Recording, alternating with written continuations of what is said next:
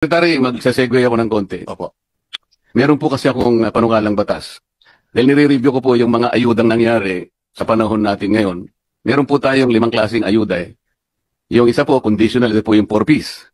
Yung iba po, walang guidelines, walang condition. Meron tayong MAIP, meron tayong AIX, meron tayong TUPAD, meron pang AKAP yata mo. May AKAP. Pagka po sinuman natin itong 5 ayuda na binibigay sa ating mga kababayang nasa panig ng Maralita, Secretary. Opo. Correct me if I'm wrong kung nagkamali ako ng pag-compute, pero parang 194 billion pesos lahat eh. Tama po yan. Karamihan yan sa DSWD.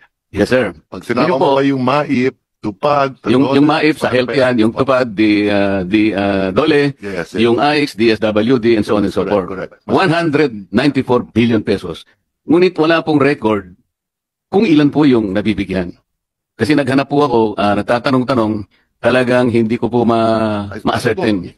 Kung talagang yung 5 ayuda na yon ay napunta doon sa talagang dapat kapuntahan. Ang iniisip ko po kasi, yung pinakamahirap nating segment sa population, numbering about 5.5 million households, or about 25 million to 27 million poor Filipinos. Sa estimate ko po, itong 5 na ito, na kung ito'y naibigay talaga sa talagang targeted na sector, baka naging maligaya naman siguro. Pero dahil nga walang datos, kung talagang naibigay o hindi, nagpasya po ako na gumawa ng isang medyo may pagka-radical, pero baka practical, baka sumang-ayon naman po kayo. Ang akin pong naisip, nakita ko po kasi yung napakataas po na presyo ng kuryente sa ating bansa.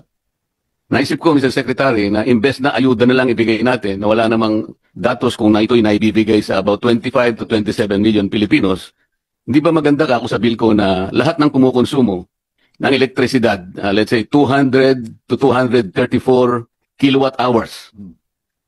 Ilibre na po natin yun. Kasi po, pag kinuwenta ninyo yun, that will only be 120 billion pesos. Makakatipid pa po tayo ng about 74 billion. Ito sigurado pong nasa kanila, direkta na nating may bibigay. Kesa naman sa kolektahin po natin, pagkatasi pamimigay bilang ayuda, wala namang guidelines. Libre. Hindi po ba practical yun? Yeah.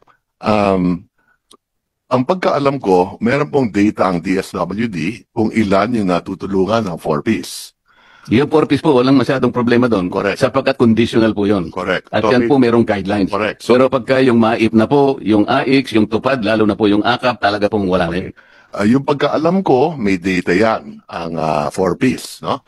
Ang pagkaalam ko, kung talagang titignan nila na mabuti, meron din data ang DSWD sa AIX. So, meron pong data sa papel, pero pag nagtanong po kayo on the ground, sapagkat lalong-lalo na po nung panahon ng eleksyon na po ako'y natatanong, talagang sinusuyod ko, kung minsan po ang